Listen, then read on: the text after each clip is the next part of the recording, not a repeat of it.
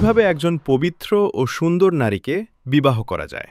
সাথে শুনব এক যুবকের অভিযোগ নবীর দরবারের ঘটনা, যেখানে তাকে 4টি বিবাহ করতে বলা হলো কেন। এই ঘটনা থেকে আমরা বুঝব আল্লাহর বিধান ও মানুষের চরিত্রের গুরুত্ব। আয়াত থেকে একটি তথ্য সহজেই বাহির হয়ে আসে যে যার চরিত্র যত পবিত্র হবে সে তত সতী ও সুন্দরী স্ত্রী পাবে। বিবাহ আল্লাহ পাকের লিখন, তিনি এই বিধান অনুযায়ী পুরুষকে স্ত্রী বিতরণ করে থাকেন। তাই হাজার চেষ্টা করেও সুন্দরী স্ত্রী পাওয়া যায় না, আবার চেষ্টা না করেও অনেকে সতী সুন্দরী স্ত্রী পেয়ে যায়। রহস্য হলো এই যে পুরুষটি যেমনই হোক তার চরিত্র সৎ ও পবিত্র ছিল। সুতরাং সতী সুন্দরী স্ত্রী পেতে হলে প্রথম থেকে সৎ চরিত্রবান হতে হবে। রাসূলুল্লাহ সাল্লাল্লাহু আলাইহি ওয়াসাল্লাম ইরশাদ করেন, আমার পরে আমি পুরুষের জন্যে স্ত্রীলোক ব্যতীত বড় ক্ষতিকর হাঙ্গামা আর কিছু রেখে যাচ্ছি না।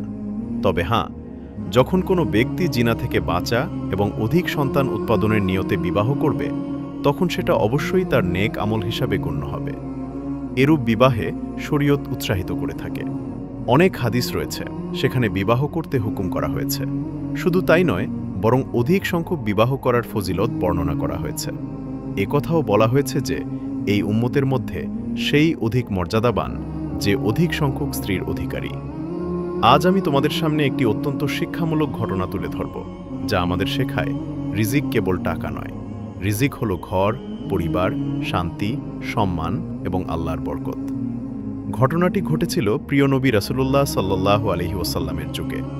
এক যুবকের অভিযোগ, এক যুবক গভীর দুঃখ নিয়ে রাসূলুল্লাহ সাল্লাল্লাহু আলাইহি ওয়াসাল্লামের দরবারে হাজির হল। তার চোখে হতাশা, মুখে ক্লান্তি, জীবনে অবিরাম অভাব। সে আরজি করতে লাগল, ইয়া রাসূলুল্লাহ সাল্লাল্লাহু আলাইহি ওয়াসাল্লাম, আমি খুব গরীব, আমার অভাব দূর হয় না। দিন এনে দিন খাই, এমন অবস্থায় আর কতদিন চলবে বুঝতে পারছি না। আপনি দয়া করে আমার জন্য কোনো পথ দেখিয়ে দিন।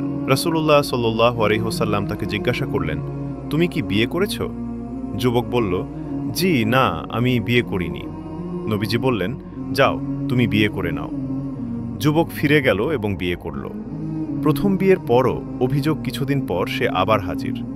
ইয়া রাসূলুল্লাহ সাল্লাল্লাহু আলাইহি ওয়াসাল্লাম, বিয়ে করলাম কিন্তু দারিদ্রতা তো দূর হলো না।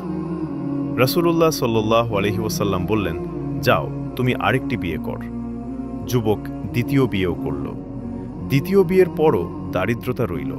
সে আবার এসে বলল, ইয়া রাসূলুল্লাহ সাল্লাল্লাহু আলাইহি ওয়াসাল্লাম, একই অবস্থা। নবীজি বললেন, তুমি তৃতীয় আরেকটি বিয়ে কর। যুবক তৃতীয় বিয়েও করল। তৃতীয় বিয়ের পরও অভিযোগ কিছুদিন পরে আবার হাজির। ইয়া রাসূলুল্লাহ সাল্লাল্লাহু আলাইহি ওয়াসাল্লাম, আমার দারিদ্রতা দূর হয় না। নবীজি বললেন, তাহলে তুমি চতুর্থ বিয়ে কর। যুবক চতুর্থ বিয়েও করল।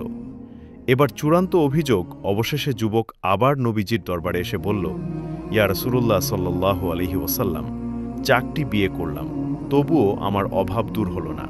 এখন আমি কি করব? রাসূলুল্লাহ সাল্লাল্লাহু আলাইহি ওয়াসাল্লাম বললেন, তুমি নিজেই তা বুঝতে পারছো না? একদিন তোমার নিজের একটি ঘরও ছিল না। প্রথম বিয়ের পর তুমি নিজের ঘরের মালিক হলে। দ্বিতীয় বিয়েতে আরও একটি ঘর হলো। এভাবে এখন তুমি 4টি ঘরের মালিক। 4 জন নারীর দায়িত্ব তোমার উপর। এগুলো কি সম্পদ নয়? আর তুমি যে দিন এনে দিন খাও, এটাই তো প্রকৃত জীবন। জীবন এভাবেই চলে। টাকার পাহাড় গড়াকে জীবন মনে করনি, বরং যা প্রয়োজন তা যথাস্থানে ব্যয় করে সন্তুষ্ট থাকার নামই হল আদর্শ জীবন। এই ঘটনা আমাদের শেখায়, মানুষের চরিত্র যত পবিত্র ও ন্যায়পরায়ণ হবে, আল্লাহ তাকে ততই সুখী, বিবাহ ও বরকত দান করবেন। প্রচেষ্টা ছাড়া কিছু পাওয়া যায় না, কিন্তু সৎ চরিত্র ও ঈমানের মানুষকে আল্লাহ তার ইচ্ছা মতো পুরস্কৃত করেন।